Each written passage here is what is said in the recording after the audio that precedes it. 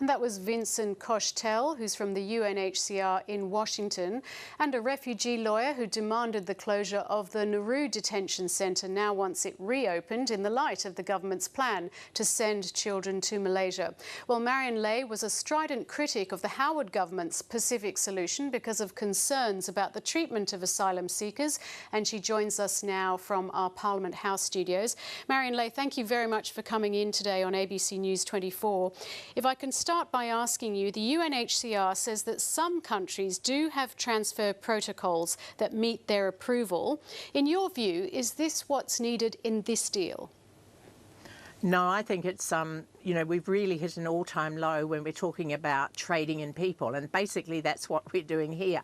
It's not just a simple matter of transfer that the government's talking about. They're talking about trading people, 800 people to be returned, and then we get 4,000 from Malaysia as a result of that. Now, clearly the UN would want to see 4,000 recognised refugees resettled here, and I would certainly support Australia increasing its intake. We can do that, but we don't have to do it in the way in which the government is currently proposing. If the government says it clearly does not want to increase its intake, what then is the solution if they are going to go ahead with this Malaysian solution? Well, they've said they will bring in an extra 4,000 out of Malaysia, but the problem about having people return to Malaysia is that we don't know the situation that they're going to be held under in Malaysia, and the biggest concern now, of course, is, as the UN had pointed out, the return of children.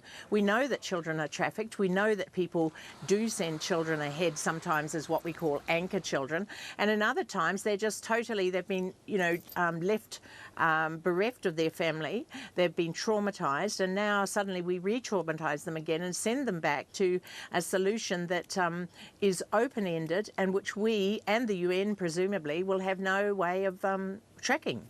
Would the human rights situation in Nauru be any different if, for example, the Nauru solution was reintroduced? Look, what I'm suggesting is rather than the government just, sort of grasping the air and bringing up the Timor solution or the Malaysian solution, that, all right, we have another look at Nauru. If we're really so concerned about having offshore processing, Nauru in itself is not a bad place to be.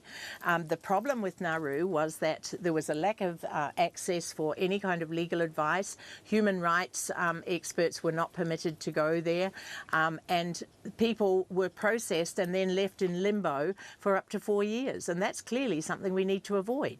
A lot of people, particularly on the left of Labor, are very concerned about the way the asylum seeker policy is heading. What do you think is going to happen after this? Do you think the government will be forced to scrap this deal?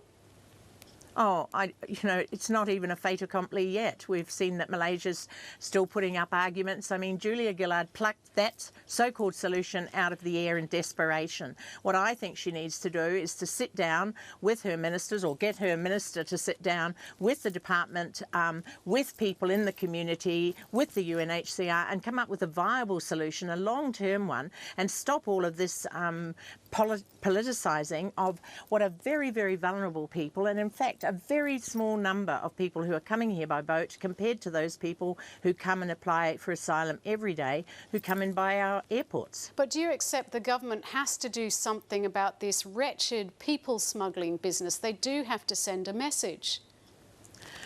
Well, I think that, we can do other things than exploiting the victims. What we need to be doing, and I've said this for a long while, is working on a solution with Indonesia, with Malaysia, with the UN, and yes, increase our intake, increase the numbers of people that we're processing in those countries, and then we will find that the boats will stop because there is a viable solution. As it is, some people have been granted refugee status by the UN in those two countries, Malaysia and Indonesia, but have remained there in appalling conditions.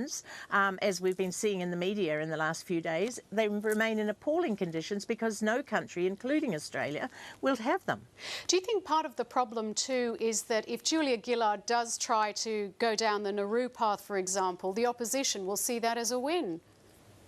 Well, you know, the opposition's been bleating about reopening Nauru from day one, and I think that the problem that Julia Gillard has is that she came in on the back of a government that had started out under Kevin Rudd, under Chris Evans as the minister, in closing Nauru, as they'd said they would do. Now, for her to go back on that looks as though it's a retrograde step, but what we've got at the moment is just a nightmare. It's a mess of people being held in detention centres all around Australia, being held in community so-called detention, and being held in Christmas Island, in Villawood, in those places where people are now self-harming, where we've got extraordinary abuses of human rights going on, and there's no solution in sight. So, yes, something has to be done, and it needs to be a long-term solution.